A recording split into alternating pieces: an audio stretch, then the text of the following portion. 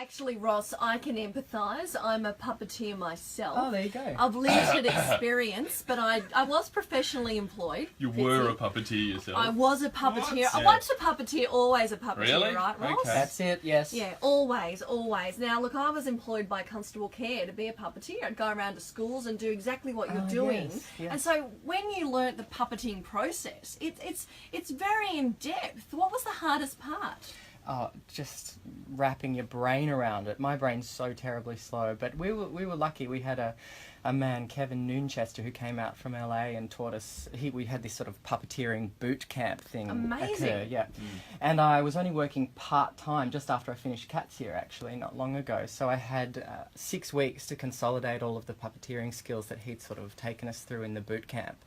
But, my gosh, it was hard, and thank gosh I had that time, the 6 weeks, to sort of try and get the technique, under my belt, so to speak, because it was just difficult. When you're doing interviews like this, Ross, and you're speaking, but you've got Princeton on the arm, do you find it tough to actually have a conversation yourself and not work the hand?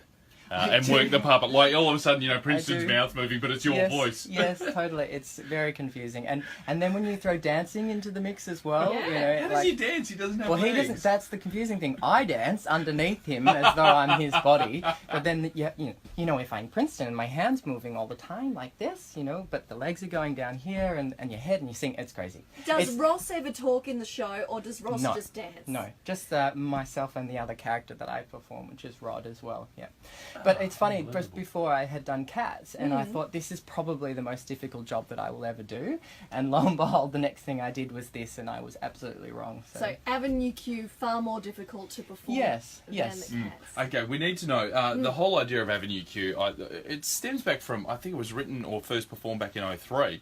So was that a bit of a dig at Gen Y originally, and does it now extend through to Generation Next? Because it's about the 17, 18-year-olds trying to work their way into real life and realise they're not as special as they've been told all their life. Yes, like that's Princeton. He's come out of university with a degree in English, and he goes, "What do I do now?" Well, maybe Princeton could answer this question for us, if that's okay, Ross. I mean, are you entitled? Do you struggle with the real world? Well, I do a little bit, and the character I play in Avenue Q, well, I've just got this degree in English, and I come out and I go, what do you do with a BA in English? I have no idea what's next, which a lot of other people do as well, so I'm really trying to find out who I am and what my purpose is in life. Princeton, it's actually really lucky that you're here at 96 FM, because if you have a BA in English, just like me, you become a radio announcer. Of course! Oh my God! That sounds exactly like me. Perhaps I could come and do a secondment with you? You should fill in for Fitzy next time he gets sick. Yeah. Bye. He wants you gone, Fitz. Hey, Princeton, let's just on to the show a little bit, Avenue Q. I hear there's nude scenes. How does a guy just straight out of college handle that sort of stuff? How do you prepare for the nude scene? Oh, well, I was pretty excited. The girl I play opposite, Kate Monster, she is so beautiful, and I'm so lucky, and we laugh a lot, actually, and it's kind of a really crazy part of the show. Everybody's laughing a lot already, and then when that song happens, you can be as loud as the hell you want. It's exactly what you mean, what you think it means, totally. Okay. What would you say would be her best attributes?